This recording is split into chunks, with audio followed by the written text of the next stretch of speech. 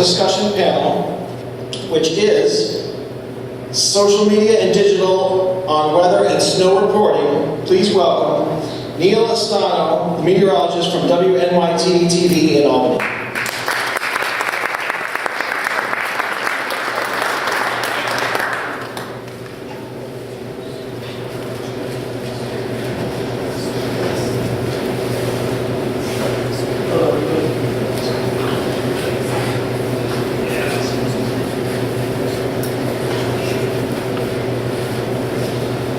Also the best one-armed skier I've ever skied.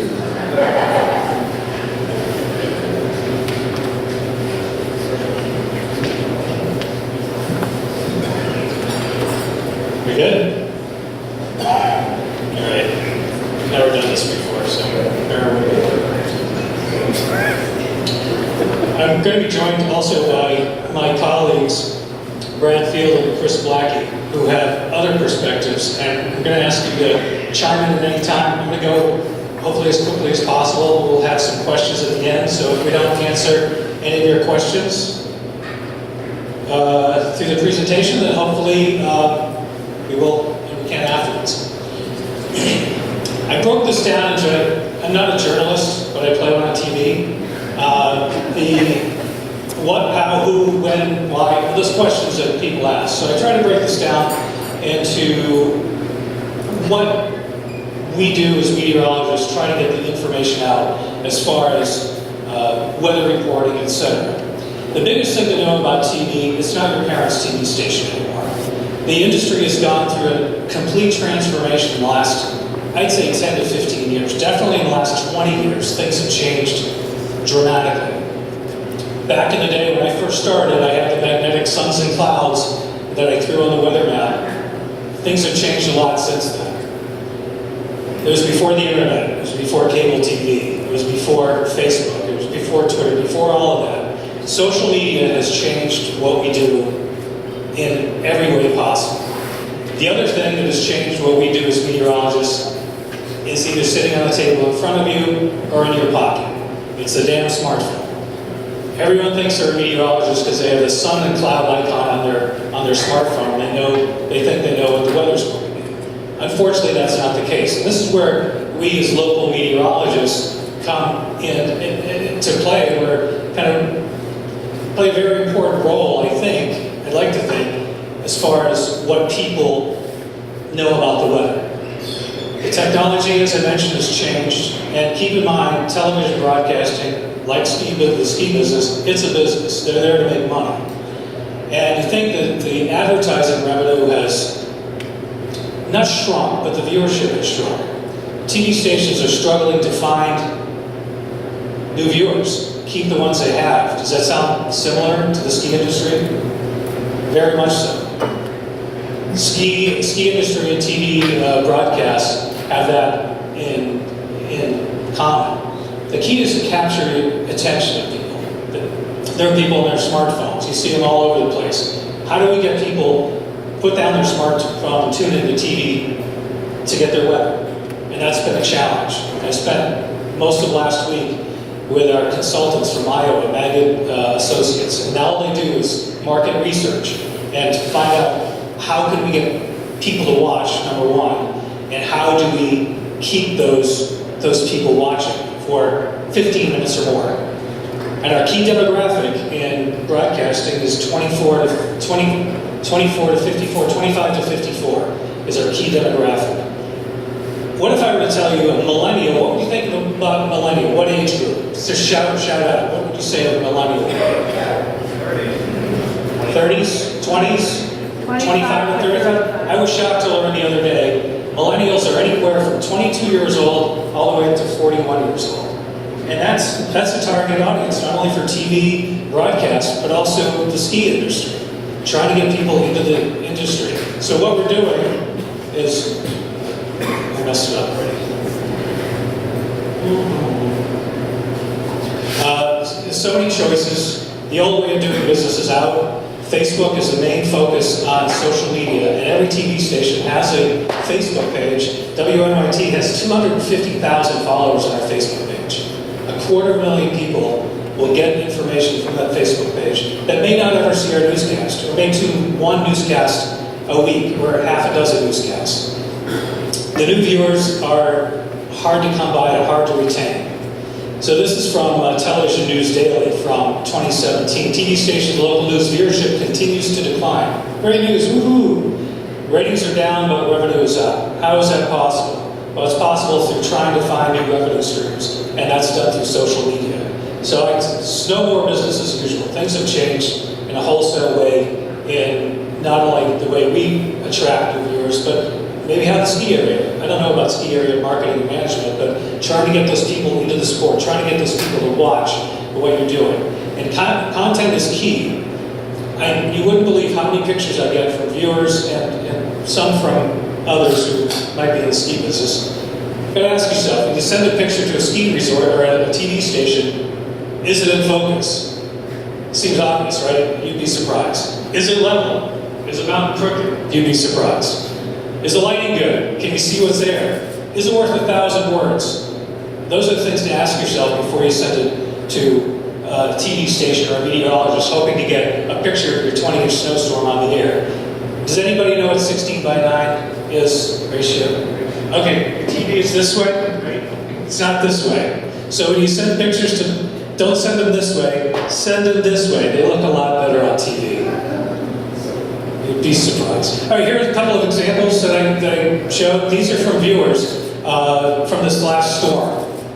The one on the left and the one on the right, similar, same storm. Which one did I use more often on the air? I use the one on the left because it's very descriptive. It shows you how much snow there is, snow on the trees, really pretty. That one's got a ruler. If you can look, it's got a ruler. I don't know if it's the yardstick or a ruler, if it's that long or that long. So, and I can't tell if it's looking down the stairs or up the stairs, so the perspectives is kind of important. Here are a couple more from this past week. The one in the upper left is a mountain in New York that I won't mention, and another mountain in New York in the lower left right behind it, Northwoods Gondola. Which one did I use on the air? The one in the lower left. Why? It showed how much snow fell. The skis are propped up on the rack. There's a lot of snow there. There's nobody there. It looks great. Look at the lift line there. Would I want to get in that lift line? Probably not. And then two from a ski area in Maine. The upper right one is a snow cap pushing through mountains and mountains of snow. It looks great. The other one, there's really no perspective. It's just power lines, and it doesn't really do anything. So I didn't use that one on the air. Here are a couple. I took two of these, and yes, I did violate the rule with a not 16 by 9, but I took the one on the left with the snow coming off the roof. This is up at Gore Mountains a couple of weeks ago, their opening day. I just thought it was kind of a cool picture, and it's something that I can teach something, a little weather lesson, explain why the snow is doing that, and it's got, there's a snow that fell, here's what's going off the roof. The bottom one I took at Whiteface Mountain a couple of years ago, and it's a great illustration of an undercast, which I guess you had here on Saturday.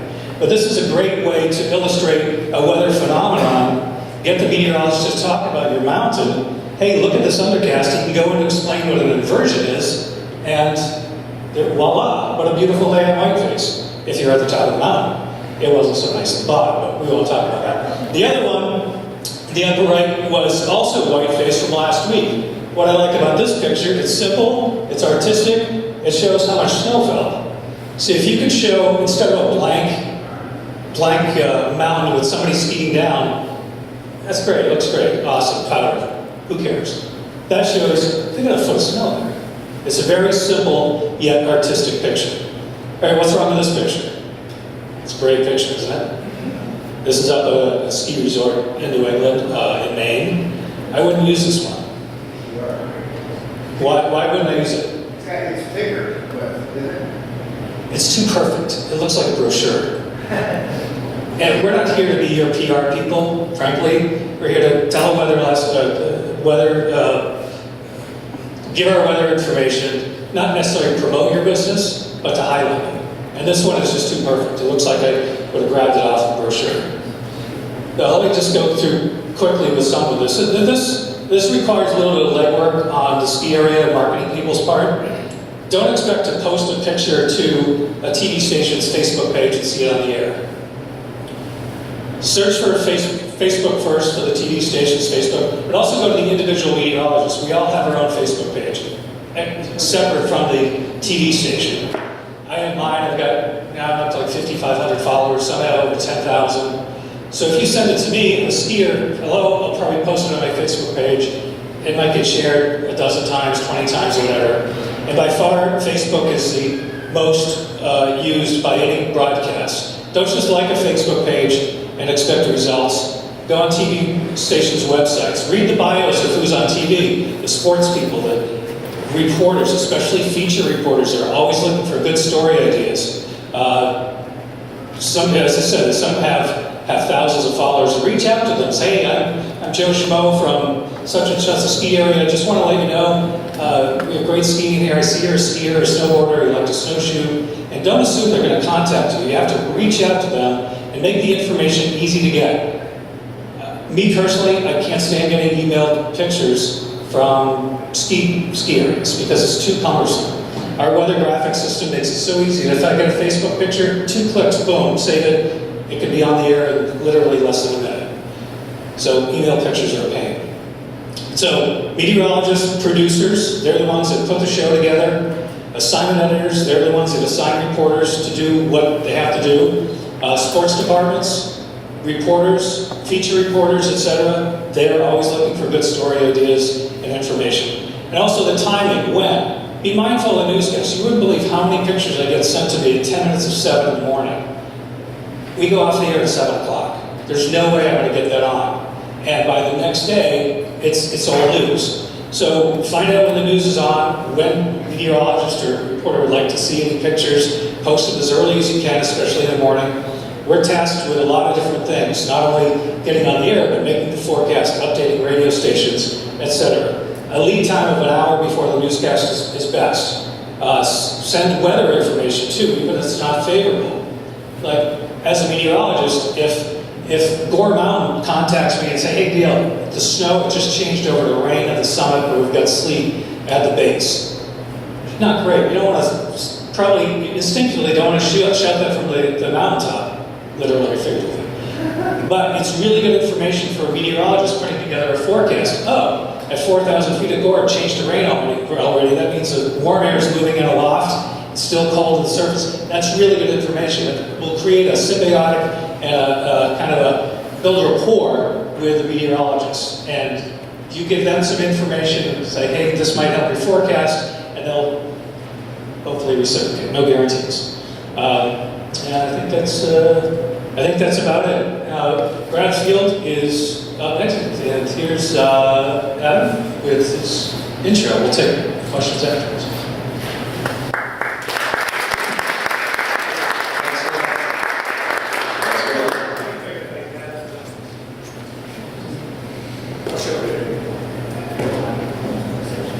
Should have put up the picture of Neil skiing with the one pole. It really was impressive. Okay. Our next speaker is a lifelong New England resident. He's been was a professional meteorologist for more than 40 years, including more than 37 years on television. Spent 34 and a half years as the chief meteorologist at NBC Connecticut. Has received numerous awards for snowstorms and hurricanes, including the most valued Silver Circle for more than 25 years of exemplary service to the citizens of Connecticut. He's a proud husband and dad and coach and mentor, and he's actually a mentor to several people who are in this room right now. Please welcome from New England Skywatch Weather, Brad Field.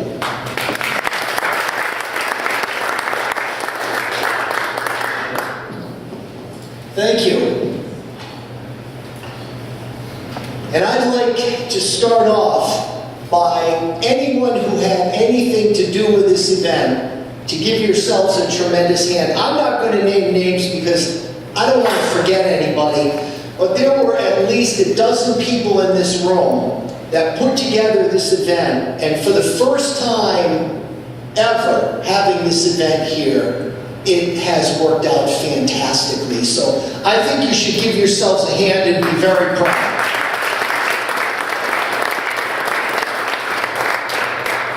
And I'd like to also say this is the first time I've ever had the pleasure of getting to know Neil, and you're going to hear from Chris after I'm done talking here. We've had, the first time we ever met in person, but we've had several conference calls and stuff, and that was a good kickoff to this segment, Neil, so thank you very much for that. But what I want to talk about to start off is when you're getting your forecast, to trust your source. I coached for a long time, baseball and football mostly. But there are some great baseball hitters, and there are some lousy baseball hitters. There are some great meteorologists. There are some not so great meteorologists. So get to know your source and get to trust your source. We all make mistakes. We all screw up in meteorology. The best baseball player bats around 300, 333. So you know what that means? That means that baseball player fails 2 out of every 3 times. I'm going to fail. Every television meteorologist in this room is going to fail. But when you watch them over a year, and you watch them year after year after year, you say, that guy's the best player. Carl Yastrzemski was my idol as a kid growing up in the Boston area, and I might go to a game at Fenway once a year, and he might ground into a double play, he might strike out, he might fly out to left field, and have a crappy day. But at the end of the year, Yaz is the best. So that's how I look at it in what we do. You're not going to hit a home run every day. You're not going to get it right every single day. But you have to give it all your effort. You have to get in that batting cage and work. And then you have to go out on the field and do the job. So I use that baseball analogy and the trusting your source. If you're new to social media, one way you can trust your source is a lot of us on social media are verified. And you might think, well, what's that? It's that little blue check mark that might be near Facebook, or it might be on your Instagram, or it might be on Twitter. And what that means is, believe it or not, some people before have faked that they are me. They've taken my pictures off Facebook or my pictures or whatever, and then they pretended they were me and gave weather forecasts. And like Facebook security had to track them down, and NBC security had to track them down. But if you can get around that with that little blue check mark near the personality's name, so you know whether or not that person is really the person that they're claiming to be. Every single word out of a meteorologist's mouth is critical. We gave this example numerous times. If it's a 0-degree morning in March, and the sun is shining and there is not a puff of wind, you know that by noon, going up the chairlift, you can shut your eyes, unzip your jacket, and you'll feel like you're sitting on the beach. There are different types of zero. There's zero when the sun is shining and there's not a puff of wind. And there's zero when it's completely overcast and the wind is blowing 30 miles per hour. One, it is completely fine to ski. One, it is terrible to ski. One thing that I based my career on, I'm not going to tell any of the professionals in this room how to do their jobs. Never would occur to me to do that. But one thing I never did was tell people what to do. I would give the weather forecast, but I would never be the one to go, don't go out, don't drive, don't. So I just think that what we have to say, and a lot of times the newscasts, as Neil was pointing out, the audiences are shrinking, so they're trying to hype everything up to get the audience to be bigger for the 11 o'clock news. They're trying to hype everything up. When is the next opportunity for snow? Neil will have details at 11, or whatever. That's what they're trying to like hook you and get you to watch. So despite what the station does, or how the station may sabotage you into making it look like a big snowstorm's coming when you don't think that's true, every word that comes out of your mouth you can be responsible for. So that's how I always went about it. Otherwise, you'd be fighting with everybody. You'd be down in the promotion department fighting with them, in the newsroom fighting with the producer. So I would just worry about talking to the anchors about how they're going to introduce me. So the way around it, whatever they said, I would just go, hey, yeah, thanks, Jerry, and then go off on what I want to say, and people would either listen to me or they wouldn't. One other thing I think we should do, the ski areas and NASJA and all of the professional meteorologists in this room, is cultivate one-on-one relationships. For example, at Mount Snow, I can talk to Jamie. I've got his email, I've got his phone number. At Okemo, I can talk to Bonnie. I've got her email, I've got her her phone number. Sugarbush, I can talk to John. Killington, I can talk to Rob. Here at Stratton, I can talk to Myra, I can talk to Alyssa, I can talk to Alex, I can talk to Diane. You cultivate those relationships. With Ski Vermont, you can talk to Molly, you can talk to Adam, you can talk to Travis. So you cultivate those one-on-one relationships, and is Alex in the room from Stratton? Yeah, Alex sent me stuff the other day, and beautiful pictures right after the major snowstorm, and they were good pictures, the way Neil described. You could see like the amount of snow on the ground. It wasn't some generic picture, and it told the story. And I blasted that out, but on my Facebook fan page in Connecticut, I have over 10,000. I have over 10,000 on Twitter, and for you ski area managers, you look out in the parking lots here in southern Vermont especially, half the plates are from Connecticut. Huge, huge, huge market.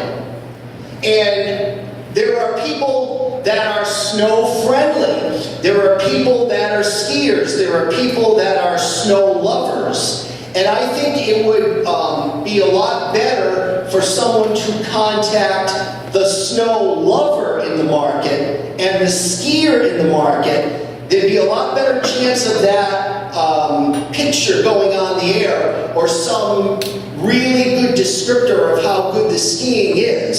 So that's what I mean about cultivating the relationships and getting to know people on a one-on-one basis. I'm wondering if the quality of what we do is improving or if it's deteriorating. And what I mean by that is quality versus quantity. I was a meteorologist, as Adam pointed out in my bio, I'm a 40-year meteorologist. I graduated in 1978, so I'm old. But back in the heyday of TV, the 80s and 90s, there was a pile of money. Right there, nice pile of money. That was the advertising dollars. That was the pile of money in the 1980s and the early 1990s. And guess what? It was divided up into 3 entities. You stayed up till, you didn't have your cell phone back then, you didn't have any apps. You stayed up till 11 o'clock and watched ABC or CBS or NBC. Those were your choices in the 1980s. The pile of money, 3 entities fighting for that pile of money. They all did really well. Even the station that came in third in the market had a big piece of the pie. Now fast forward to now, same pie, same pile of money, but about 150 entities fighting for that pile of money. ESPN, ESPN2, ESPN Universal, CNBC, Fox News, they're all in there for that same pile of money, the same advertising dollar. So what I'm saying now is salaries are staying flat, or salaries in television are coming down. The heyday's over. As any one of the professional meteorologists in this room can tell you, the workload is going up, up, up, and the salaries are going down, down, down. We are losing highly qualified and experienced people out of the industry. They're going cheaper and younger and less experienced. I wonder if the 10-day is helping at all. I survived in my tenure at NBC Connecticut 17 news directors. 3 or 4 of them were jerks, but I survived 17 of them. And I survived 7 new general managers, except the last one. Fought with her tooth and nail about a lot of things, but a lot of things that really I was passionate about and I couldn't cave in on. For example, the 5-day forecast is now a 10-day forecast. So if I were going into work this afternoon, I would be responsible for not only the forecast this week, but Monday, Tuesday, and Wednesday of next week. Now say we had the pattern exactly right. Exactly right. We think a big snowstorm early next week. Say I put it on the 10-day on Tuesday. Snowstorm on Tuesday. What we're finding now from doctors, we're finding from restaurant owners and so forth, people are taking this stuff verbatim. And they're say the storm speeds up, it could come Monday. Then the person who canceled their doctor's appointment on Tuesday is mad because of that. Or if this thing slows down, the storm could come on Wednesday. We had it exactly right, but the speed over 10 days can vary. But even a little thing like that can really foul up the forecast. I became cognizant of it one Valentine's Day. This is about 20 years ago, before people could just message you on social media or whatever. They would actually call you on the telephone. But it was coming up on a Valentine's Day, and I had been 3 or 4 days early, been predicting a big snowstorm. And to our credit, the snowstorm came. But the restaurant owners were calling up, going, "Brad, you're ruining us. Everybody's canceling their Valentine's Day." And the thing is, it never dawned on me. It wasn't like I was saying cancel your Valentine's Day plans on Friday. But the restaurant owners called, and it just kind of left something in my head like, gee whiz, I've got to be careful, because what I say has such an impact on so many people. And I know what comes out of our mouth has such a big impact on you guys and your livelihoods, your life. You're paying your bills type of thing. I'm wondering too about the 10-day I was talking to Evelyn about this last night. If it's a 10-day forecast, and say on, today's Monday, say on Friday, we're in the summertime, it's hazy, hot, humid, nice beach day, but at 4 o'clock in the afternoon, we're thinking about a 15-minute thunderstorm. So you pick up your trusty app and you look on it. Friday, it's got a thunderstorm icon on it. What the heck is that? 15 minutes out of a 14-hour day, it's going to rain, but the icon is a thunderstorm. So that's, again, what I mean, like trust your source and understand. When I started I'll wrap it up on this. When I started in 1978, we had no computer models at all. 0, none. We plotted by hand the surface map. We would see that the low pressure system was in Chicago. It was tracking toward Cleveland. We would extrapolate where it's going. We had no computer models. We had upper air twice a day. I live in Connecticut. If it's 2 below at 850, which is below, it's in Celsius, so it's below freezing, in Albany, and say it's 2 above freezing in Chatham, those are the 2 data points I had. You know what you'd have to do over Connecticut? You'd have to guess, totally guess, where the rain-snow line was going to be. So, we've come a long way from the computer models. Right now, what I've seen in my career now, though, is I was always a forecaster, steady as she goes. We're playing it down the middle. It's 4 days before the storm. We've made the forecast. let's give the forecast a chance to verify. What you're seeing now is new computer models, high-resolution computer models coming out every 6 hours, and it accounts for the nuance in the forecast. And it accounts for people thinking that we look bad. Because you've got a lot of people that are married to these computer models and are doing this. It's the storm's coming up the coast, but 6 hours, they have it 100 miles further east. Then 6 hours later, they've got it 100 miles back to the west. Then 6 hours later, they've got it 100 miles off to the east. So you've got meteorologists, and Bernie Rayno from AccuWeather coined this phrase, but I stole it. The windshield wiper effect. Storm's gonna hit, storm's gonna miss, storm's gonna hit, storm's gonna miss. It makes us look terrible to the general public.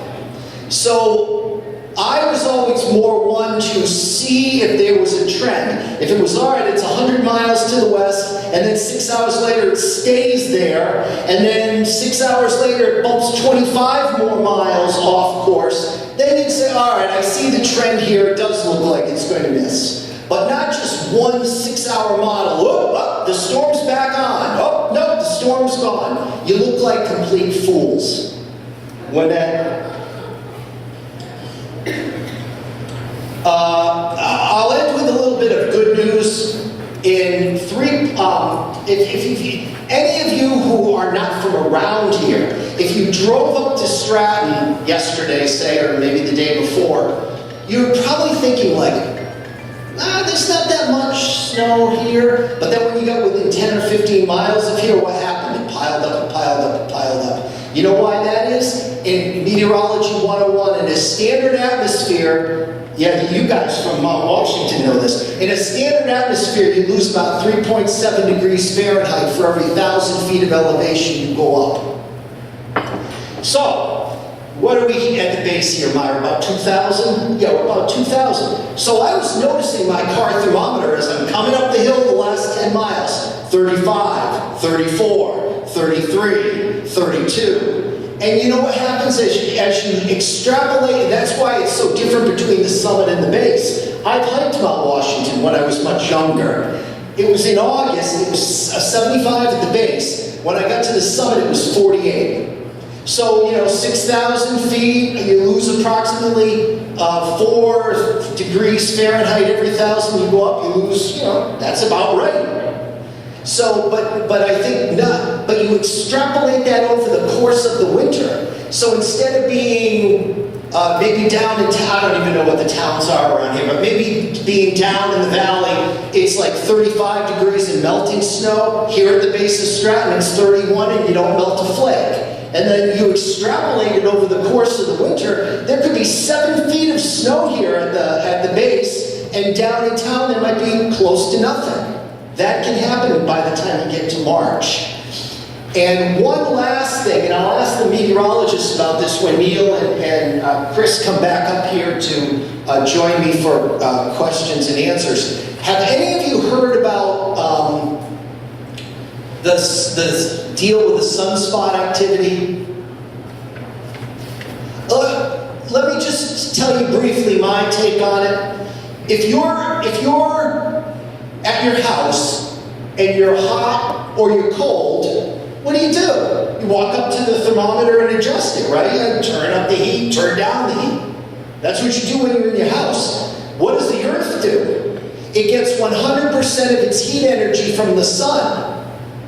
So I submit to you what's going on the sun has quite a good deal of bearing on what's going on the planet Earth. And the sun does not always burn at the same temperature, same temperature, same temperature. Some years there are a multitude of sunspots and the sun is burning hot. Other years, such as this, we are at a solar minimum, and not only a solar minimum that we haven't seen in centuries. And some scientists are already saying that the highest level of our atmosphere has already cooled quite alarmingly. So all of a sudden now, you're going to start hearing things about potential coming ice age or potential bitter cold coming. in possibly a few months. But I'm just throwing that out there because if this starts to really happen, you might go, hey, a guy up at Stratton said this. But anyway, that's enough for me for now. Chris's turn, thank you. We're not going to call it the Ice Age, though. We're going to call it the Powder Age. And our last speaker in our segment here about social media and weather reporting graduated from Plymouth State University in 2004 with a degree in meteorology. And in 2012, while living in Londonderry, nearby Londonderry, he started a Facebook page as the West River Weather Guy as a hobby. And so for the past 6 years, he's provided winter weather forecasts, mostly winter weather forecasts, and answered weather-related questions to his 1,250 followers in the Southern Green Mountains of Vermont. Please welcome the West River Weather Guy, Chris Black. So as you can see with the three of us, three meteorologists who are talking on this panel, one of us is not like the others, right? I have definitely not spent years on TV and basically kind of fell back into forecasting about 6 years ago and basically do it as a hobby. Enjoyed my time in undergraduate school as a meteorologist and continue to enjoy the weather, but life has kind of taken me a different path. And here I am in Southern Vermont and had an opportunity to come here and just speak with you today. I want to talk just about a couple things on the social media side of things, and a couple things that are kind of unique to being a ski area or which tend to be in rural places, where the weather is incredibly important to what we do, but also where, for the most part, we are in kind of dead zones in terms of media coverage, quite frankly. We're just not focused on much because only about 10,000 people live in Windham County. That's less than a city block, way less than a city. That's less than a building in Manhattan, right?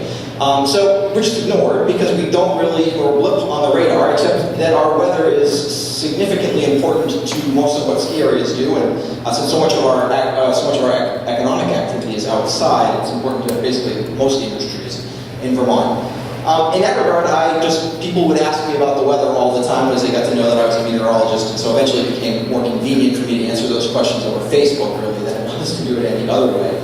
But one of the things I've noticed from a lot of ski areas in Southern Vermont, and certainly throughout the state, as I follow their social media, either through Twitter or Facebook, is that integrity is a really important part of what you do. And that actually comes in two forms. One, I'm kind of strange in that there's a lot of hobby meteorologists out there. And some of them, a few of us, have went to school or at least have really done some of the science behind what's going on, understand what's really going on, understand the difference between what a model can and can't tell you about what's going on weather-wise, things like that. But there's also this whole crew of hobbyists out there who don't really know that much at all about the weather, but to tell the difference on social media between those two things, not real easy unless you actually happen to be a meteorologist or know something about what's going on. And so the first thing I would tell you to do is, before you start sharing information that you see posted, try to have some idea. Is that a person who has some idea of what they're doing? Who's either been to school, or perhaps they didn't go to school, but they certainly at least have done a lot of work on forecasting. They understand what a model is, what it can tell you, how elevation, things like that, especially in places like Vermont, affect you, or places like the Northeast in general affect you. So being able to tell the difference for that before you start sharing their information. And then also, I would encourage you to be honest with your consumers, with your customers, with your skiers, who are often not from these areas, right? If I live in Connecticut, it's often hard to find out exactly, unless I want to just go to the National Weather Service, find out what the weather in Southern Vermont is going to be like. I might be able to catch a high elevation forecast, and if I'm really interested in what's going on, I can probably do that. Maybe I go to the Mount Washington Observatory site. They will give you a good forecast for high elevations in New England. But it's not easy to find. So ski areas actually, that's a thing you can do. You can share that information, and your skiers are going to want to know that. But they want to know really what's going on. And they understand it's not always a perfect ski day. It's okay. Most of them have, especially if they're really passionate about the weather, they know how to dress when it's not perfect. They know that there are great days. They know that there are days that are still very skiable, but not quite as great. And so I would encourage you to try to be as upfront. This winter has actually been a pleasant surprise. I think it's because we got so much snow early. I noticed that snowfall totals this last storm very accurately reported, at least as far as I can tell from both my local, more local people who just tell me what they've got on the ground, and also the ski areas have all. Sometimes when we're having either a warm stretch or it's been bad, and I get that, believe me, almost everybody I know works for a ski area or in a ski area related industry. We have this temptation to all of a sudden start taking snow measurements in ways that we know are not accurate, right? I understand, but your customers are going to notice that when they show up and there's 2 inches of snow at Sunbolt, and Shred doesn't. We'd never do this, so don't. I love Shred, but and it's been reported that they got 8 inches of snow. Right? It doesn't take much to know the difference between those two things. So I would say building that understanding between, especially over time period with your repeat customers, they will understand that, and it's a part of how they feel good about the mountain they come to, right? Like I ski a place that tells me what's really going on. So I'd encourage you to do that with your customers. And then in terms of, if you're going to share information from other social media sources, just know who you're dealing with. If you're going to work with people who do TV stuff, build those relationships. Brad's correct. You just read about that, right? Get to know them a little bit, send them information, get information back from them. And if you're going to use other sources, just make sure you know who you're interacting with. And don't post model outputs of snow data, especially beyond 100 hours. I mean, I see that quite a bit. And often it is with a little bit of caveat saying, hey, this is just what's out there. But most people on social media are not going to pick up on that.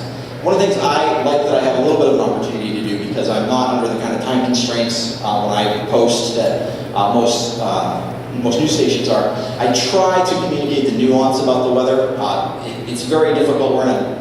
For TV meteorology, you're very much in an industry that doesn't really well communicate that nuance, and you're kind of pressured into not communicating it, but weather is very nuanced. Particularly, last week's storm is a very good example of that here, about the difference between 800 feet of elevation and 2,000 feet of elevation was roughly 18 inches of snow, and losing power for none, or 5 days, or actually if you're up here, the snow was power great enough that they didn't really lose power over the mountain. So, massive difference in practical weather over a very small scale. So, that's not easy to communicate in 3 minutes on a news spot. So, that's okay, but just try to find ways to communicate some of that, and try not to show information as fact that is at best guesswork through models that are, like I said, snowfall models over 100 hours. Just don't post that to your Twitter feed. It's a bad idea. All right. So thanks, and I'm looking forward to